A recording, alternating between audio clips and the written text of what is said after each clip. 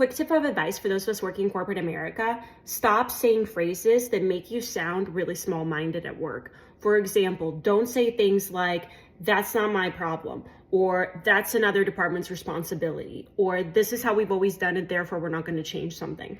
Saying things like that, honestly, it's just a reminder for everybody else in the room why you should continue having that same position that you have, and why you should not be promoted up, and why you should continue focusing on that small-minded thing that you're focused on. Because if you think about it, leadership high up in an organization cannot just worry about their one little segment. The C-suite of big organizations, they need to worry about the whole company. They have their responsibilities of whatever area they're in charge of, but they have to worry about the whole thing. A CFO can't say, "Well, I'm not responsible for that, so that's not my problem." He or she won't have that option. They have to worry about the whole organization.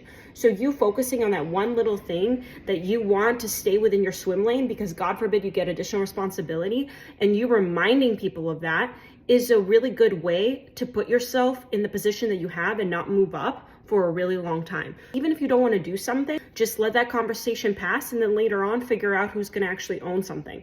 But do not constantly remind people that that's not your department's responsibility, or that's not your role, or that's not your job, or that's how we've always done it, therefore we can never change anything. It's just a way to pigeonhole you in the position that you have, because it shows how small-minded you're being in that moment, and you don't want to do that. Again, be open to change, be open to what you're hearing, be receptive to any kind of suggestion people have. Don't negate it, especially with phrases that make you appear so small.